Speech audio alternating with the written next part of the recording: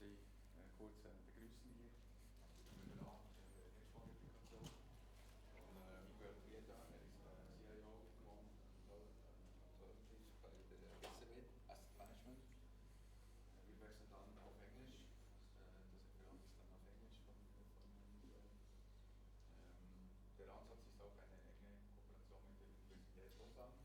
Es gibt seit 2014, also schon eine lange Historie in diesem Ansatz der Hedgefonds-Replikation, und wir reden hier von Gebühren von ca. Unter 1%, je nach Größe des Investments bei 0,65, also nicht, was man zum Teil von Hedgefonds kennt, die viel höheres Pricing haben.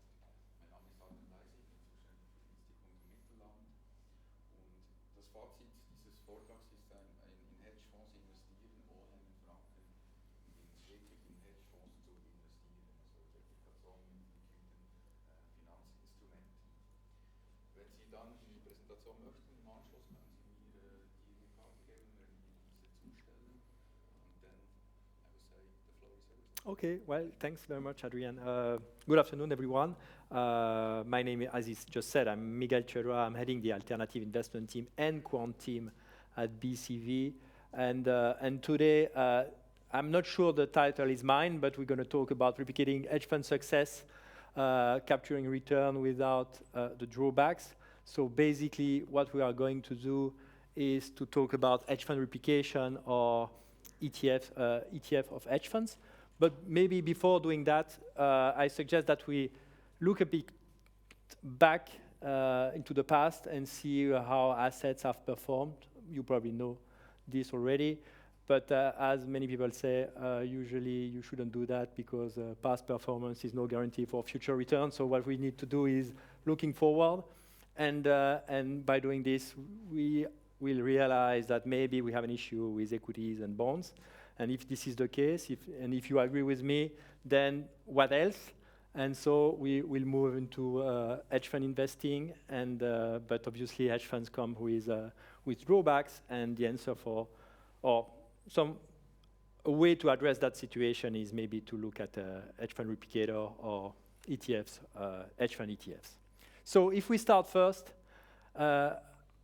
looking at the returns, I said, okay, what's success? Because we said capturing hedge fund success, and I know that many people are a bit, let's say, in doubt when we are talking about hedge funds, because what they think is, okay, that's the MSCI World, that's the SPI, the Swiss Performance Index, and this is hedge funds, expressed in Swiss francs. So over the last 10 years. So I agree with you, that's not that exciting, but if we take into the equation the bonds were not really exciting neither. I mean, if you look at, here I've plotted 3 bond indices.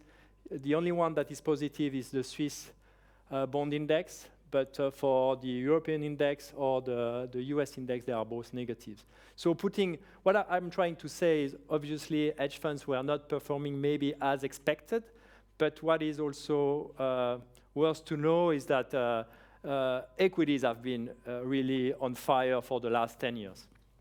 If we shorten a bit the period and we look over the last 5 years, the picture is a bit better for hedge funds. So again, MSCI World, Swiss Performance Index, equities, Swiss equities, and HFRI Fund of Fund, which is the index on fund of hedge funds.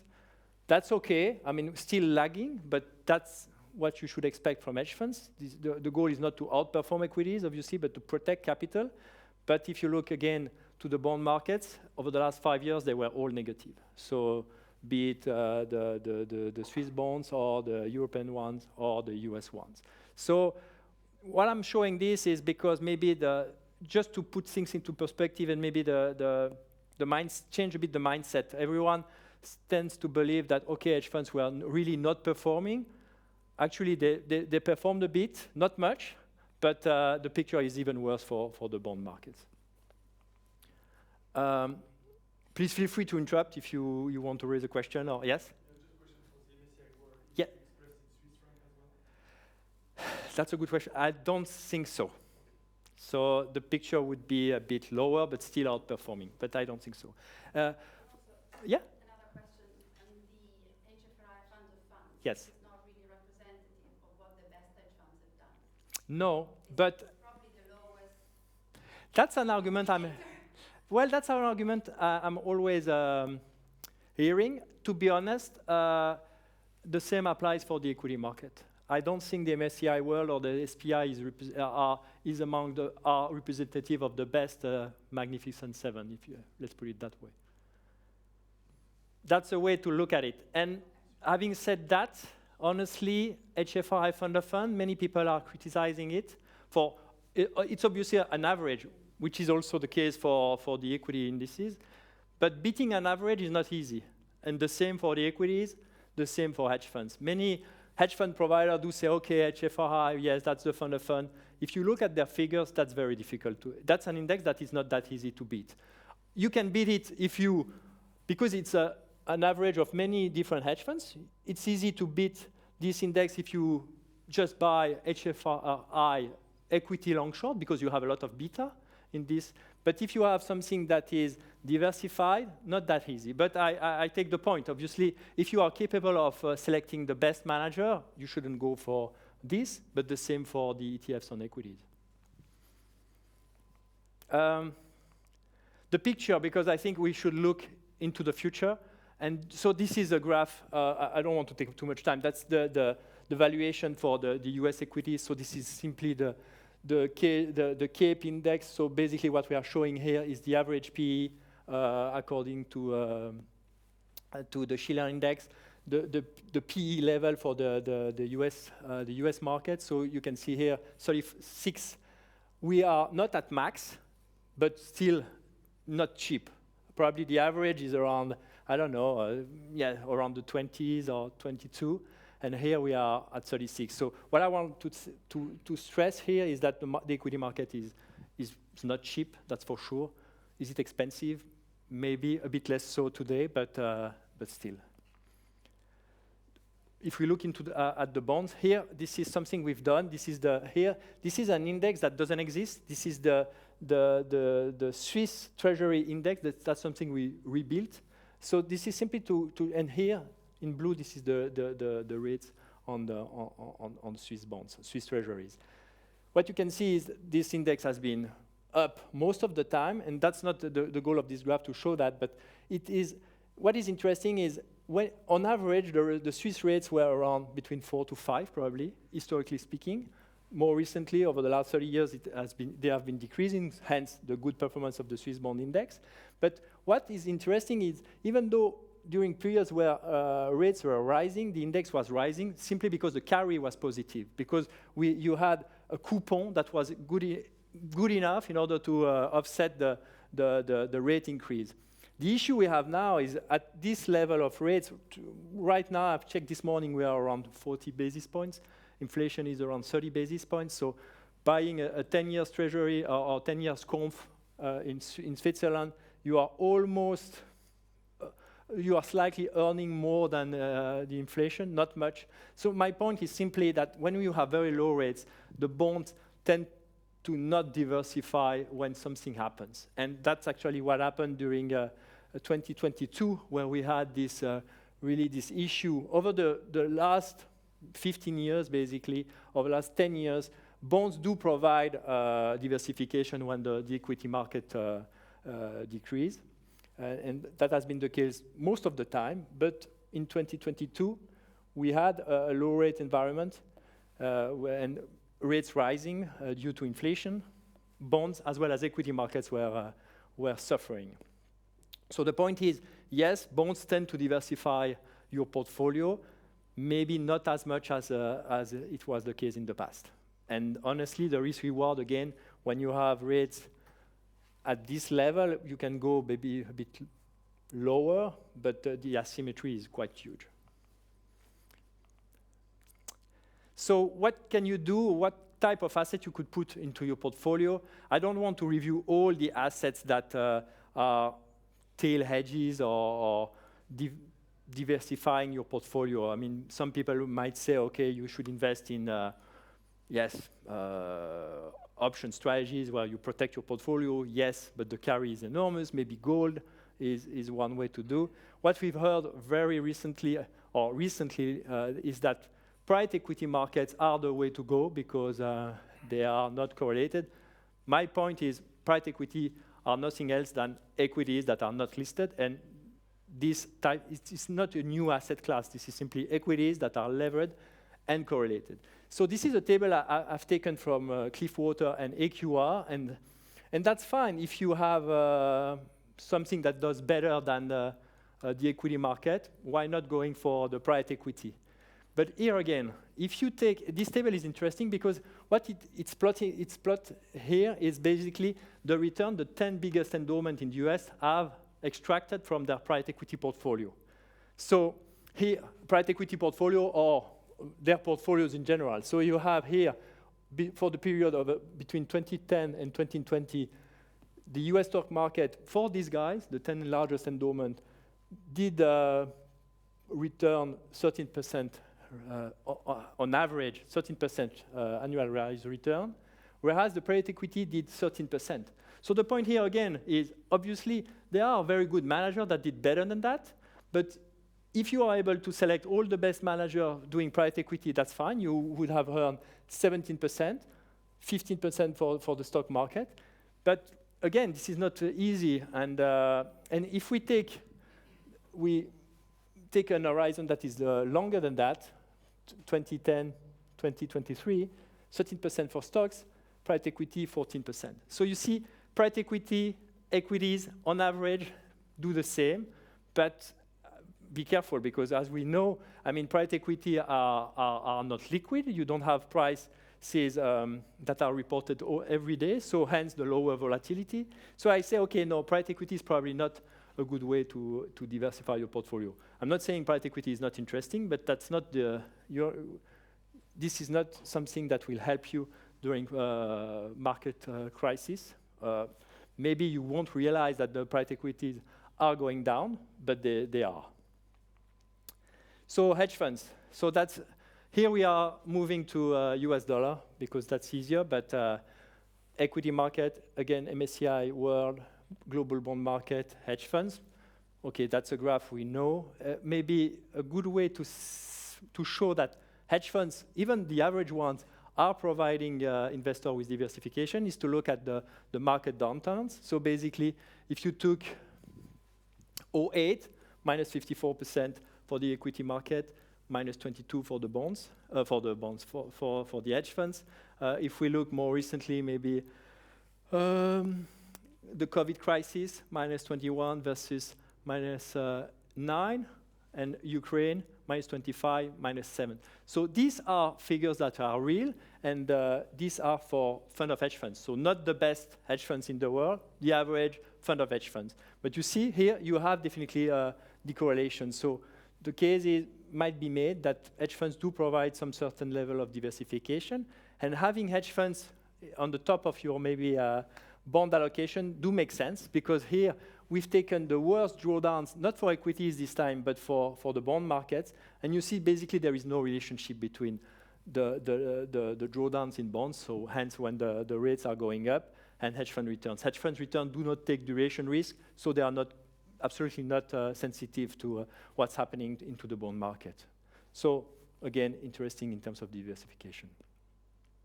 Obviously, hedge fund drawbacks, there are many. The people are very often mentioning the level of fees, the liquidity, the transparency, and I would say that is true most of the time, even though the situation in terms of fees has improved a bit, not for every hedge funds.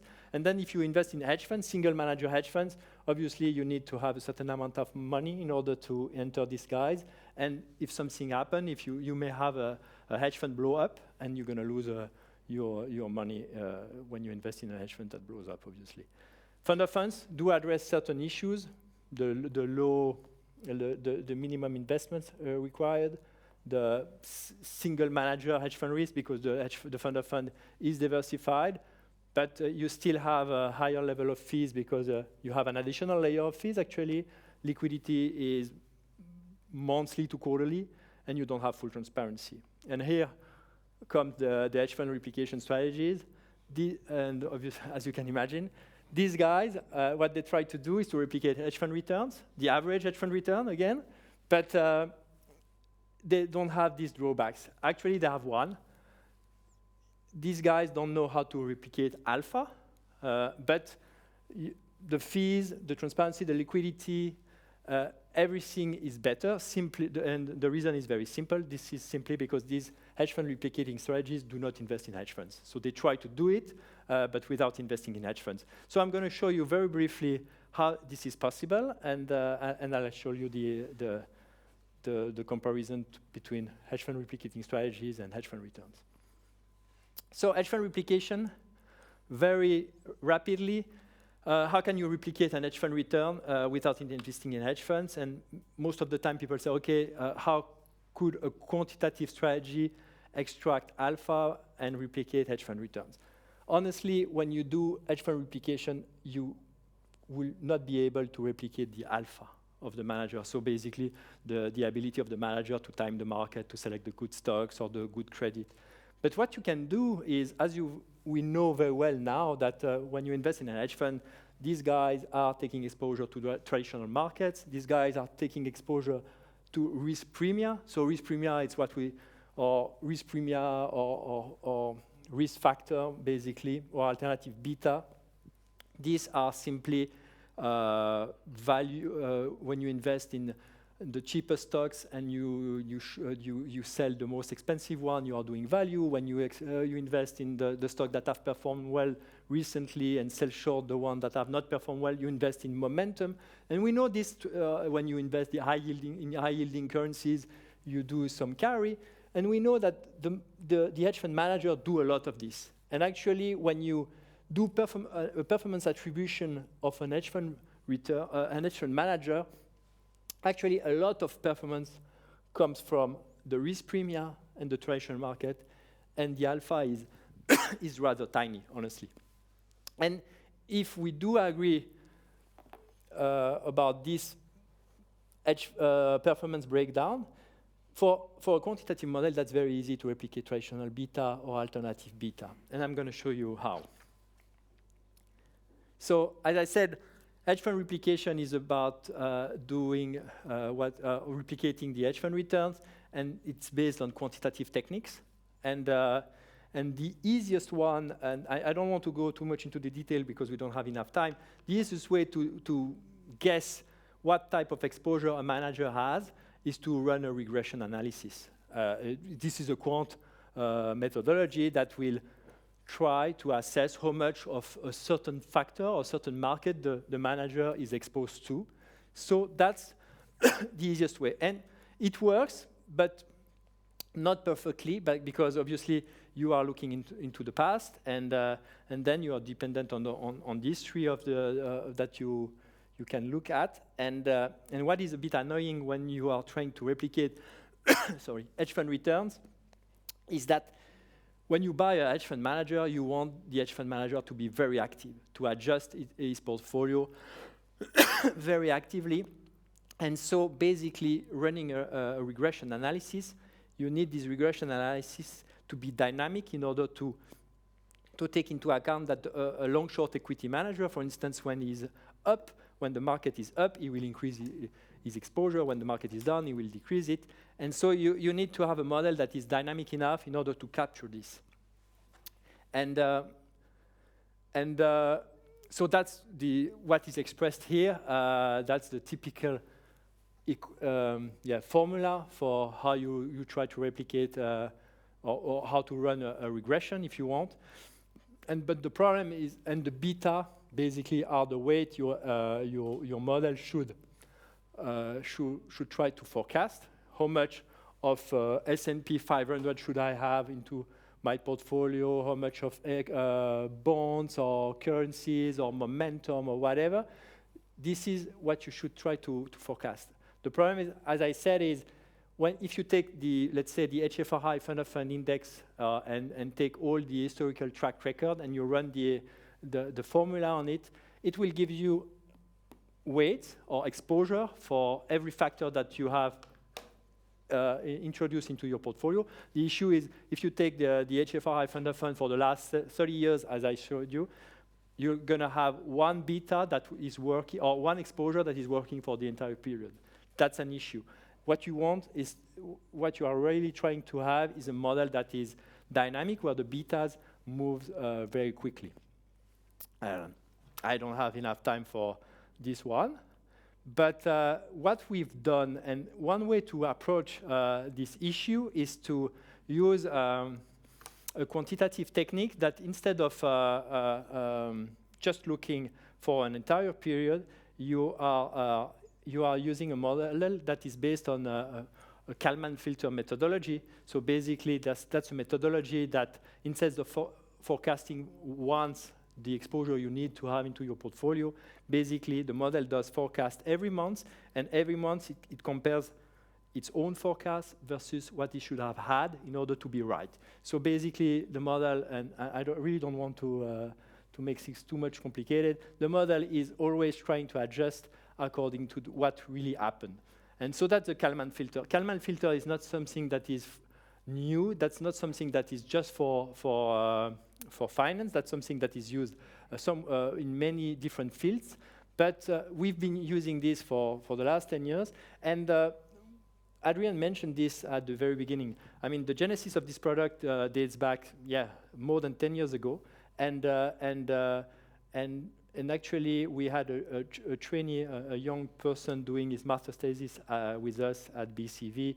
And the thesis was about, performance attribution, replicating returns. And actually, the professor she had at the time was getting excited about hedge fund replication. So basically, and as well we did, so basically we partnered with this professor of University of Lausanne, and we developed a technology, a methodology that is put on the top of of the Kalman filter methodology. So basically, we've been able to develop a model that is very reactive and capable of forecasting weights that your portfolio should have in order to replicate hedge fund returns. And then we've been running this model for the last 10 years. So I said, what is difficult for when you deal with hedge fund replication is to have the weights or the betas that are dynamic.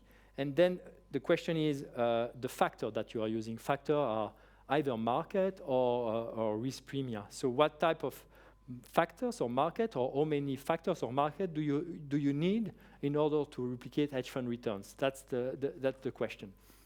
And as far as our product is concerned, basically we are claiming that we are capable of replicating hedge fund returns with 11 factors. So basically here you see our model. This is a snapshot of the portfolio actually for end of last month. We have 5 equity factors, so large cap, small cap, US, Europe, Japan, and emerging markets. So equity factors. We have 2 factors or markets. One is on the US Treasuries, one is the Euro bond, 1 credit exposure, 1 commodity, and 2 currencies, Euro and Japanese yen. And what I'm telling you here is, with these 11 factors, you see 5 equity markets, 2 fixed income, 1 credit, 1 commodities, and 2 currencies. We are able to replicate the HFRI Fund of Fund Index almost perfectly. So before showing you the results, so when I said hedge funds are dynamic in the way they are moving their exposure, here I have separated the equity factors to the other ones. And what you can see here are the respective weights over time. So everything is real. This is since we've launched the fund. This, for instance, the dotted line here is the exposure to the aggregate exposure to equities. So you see, on average, probably our model has been exposed to 30% in equities. But for instance, February 2020, just right before the COVID, the model was exposed 30%. When we had to rebalance, the model went from 30% to 15%, back up to 40%. Maximum equity exposure the model was guessing was around 55%. And so you see, and the exposure can be long and short, obviously, because hedge fund can be long and short. So for instance, US large cap, for more than a year now, we've been short US large cap in order to replicate hedge fund returns. And the largest exposure the model is suggesting is the US small caps. If you look on the other asset classes, so the model, again, is long and short. You see, I mean, it's rather dynamic, month over month. It moves quite a bit. Right now, the model is short commodities. It's long credit and short euro. And should be US bonds.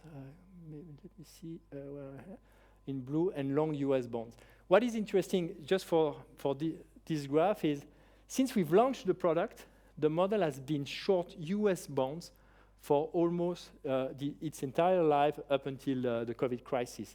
And that's interesting because obviously it was wrong, but guess what? Hedge funds were short US treasuries, and probably most of us in the room were expecting the yields to go up instead of go down. But so the model is trying to do not outperform the hedge fund market, but it's trying to replicate what hedge funds are doing. And just to conclude, so this is the track record of the hedge fund replicator that we are managing in green.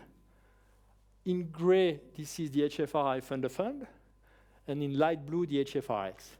And you can see, actually, without knowing what the hedge funds are doing, a model with 11 factors can replicate pretty well, I would say, what the performance of hedge funds. So you see, for this period over the last 10 years, the fund of fund index was up 50%. Our product was up 48%. Annualized return, we are talking 3.9 versus 3.7.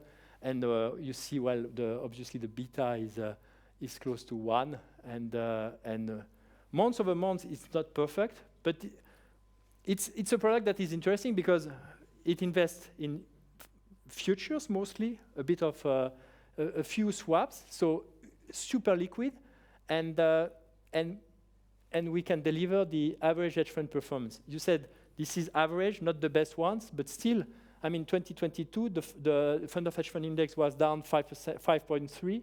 We were down 5.1. You see, very close, and it helps. I mean, as a reminder, for the same period, equity markets were down 20%, and bonds almost the same. So yeah, I think that was really the key messages. There are other ways. What I didn't say, there are other ways to do hedge fund replication. You can do. We've taken the decision to do a multi-factor analysis, and you've seen that the portfolio is rather simple, only 11 lines, only futures mostly. But you can do it by replicating what hedge funds are doing. You can have a portfolio that is much more complicated. But what I find very interesting is with a very basic portfolio, very simple portfolio, you can replicate pretty well what hedge funds are doing with a full transparency, low fees, and a daily liquidity. So, yes? Why correlation is not shown? Yeah, we could do a correlation. There is no particular reason. I don't know. Sorry? Yeah, sorry. You're right. Yeah, with the fund of fund, 0.9. 90%, sorry. Yeah, I didn't saw it. Yeah. And HFRI, we are showing, honestly, again, I think the way why the people do see hedge funds negatively also is because maybe many people are using the HFRX index, which is an index that is daily and is supposed to be replicable. But honestly, this index is not very good, as you can see. And but the benefit of this index is it's calculated daily. But as far as we are concerned, the goal is really to do the same type of performance as fund of hedge funds. And I think we deliver it. And there are periods where when we have more volatility, obviously, probably this is more difficult. Our product is traded daily. We are using daily product. Fund of funds on this index is calculated on a monthly basis. So that's why if you compare volatility, for instance, the fund of hedge fund index has a volatility of 4.8 versus our product 4.9.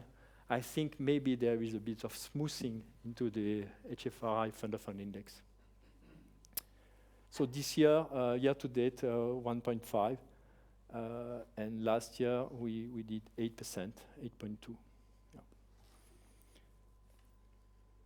tell us something about the counterparty risk for the swaps? Okay, yeah. So the portfolio, as I said, is very simple. There is no counterpart. A big issue with hedge funds is the people are scared of having a hedge fund blow up.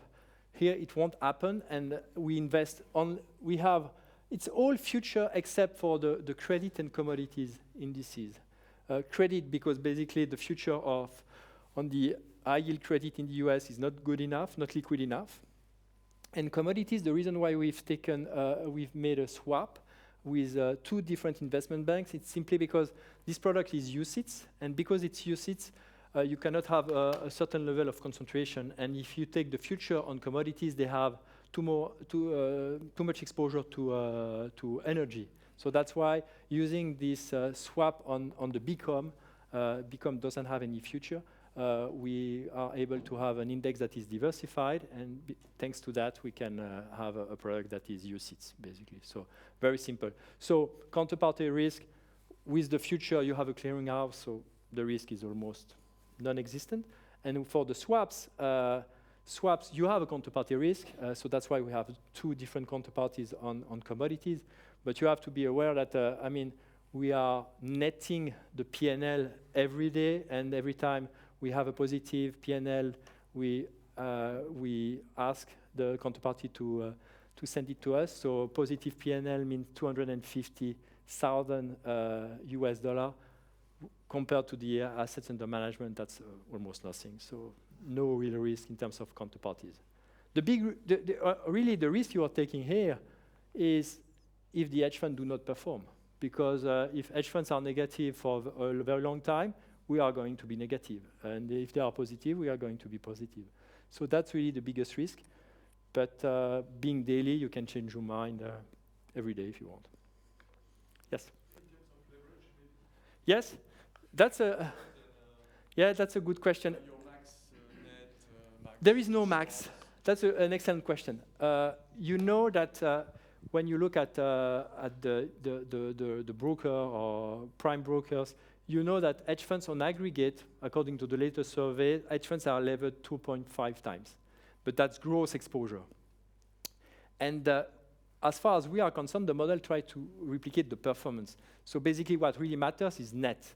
So to answer your question, there is no limit on the leverage, because the model do not constrain leverage. But if you had here 25% and all these, we almost never cross more than 100% net exposure. So we are never levered.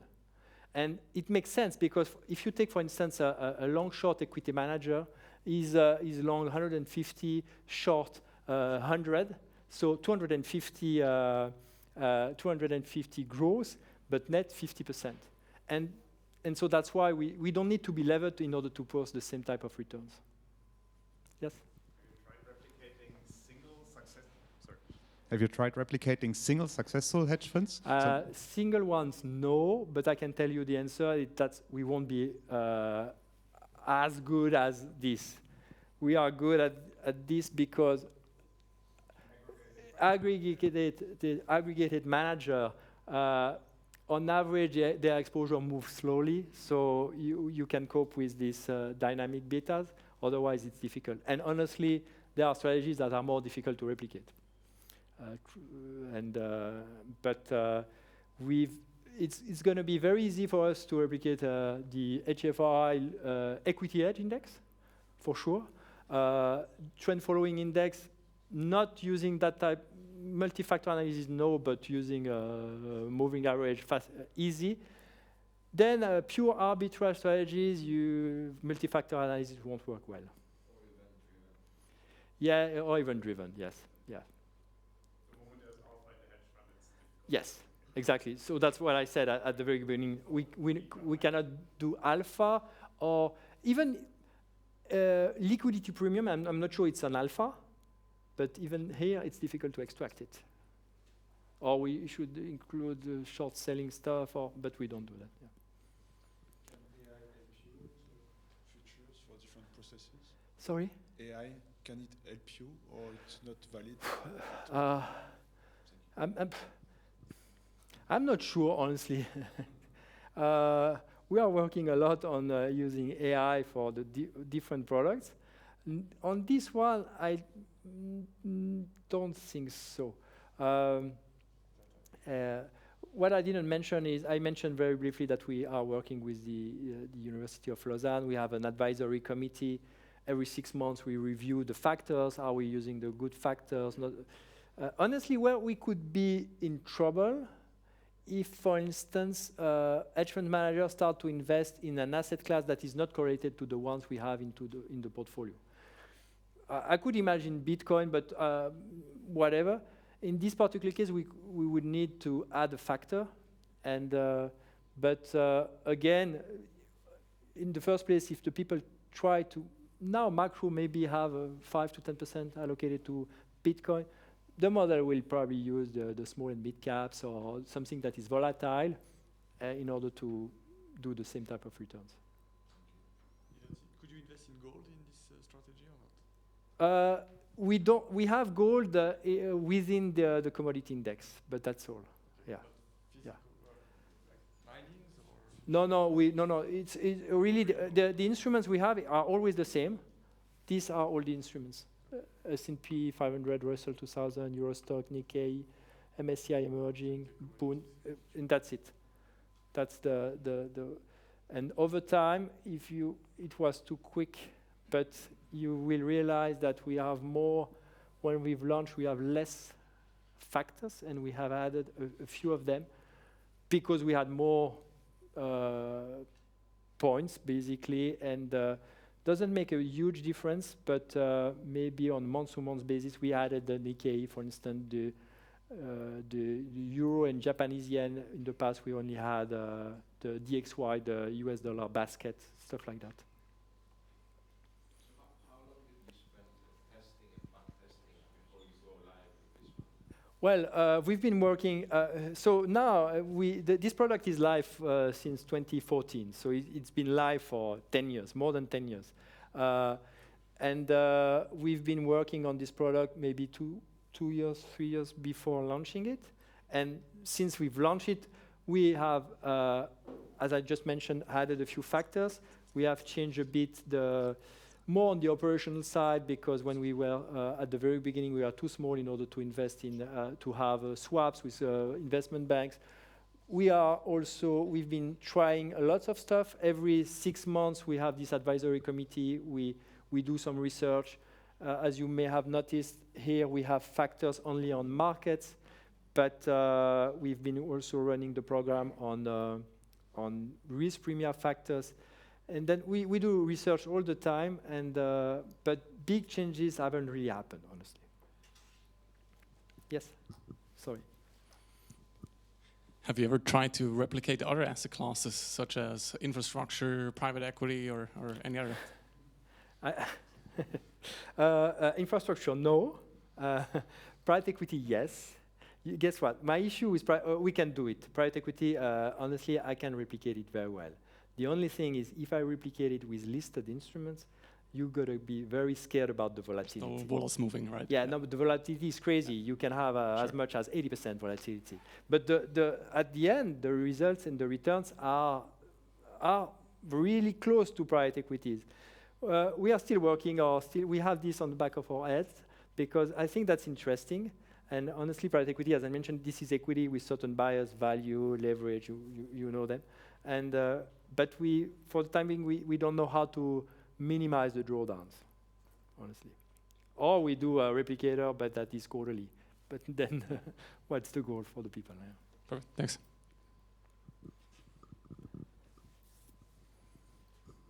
Have you analyzed whether there's alpha in the timing of these betas? So are the hedge funds good at timing the betas that you replicate, or are they just random? Well, it's difficult to say. There are times where we do better than the index that we are replicating. So, but No, what I meant is when you, for example, take an average exposure to all of your betas, Yeah. is that index more successful than what you're replicating?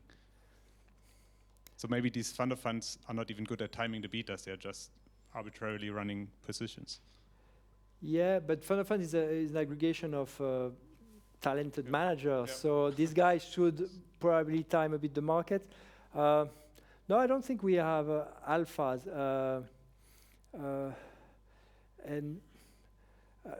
No, it's really not the way we look at it. And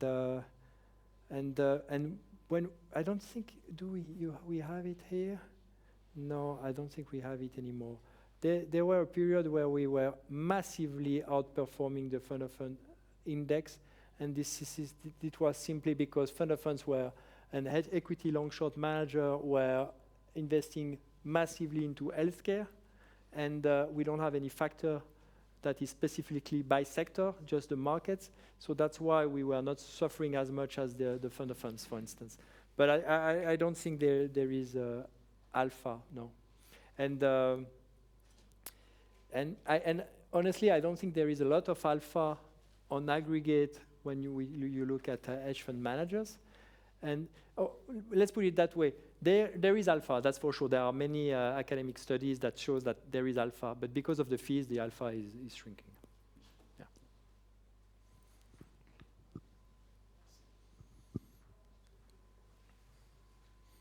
Well, okay, I think. Well, thank you very much. Again, thank you.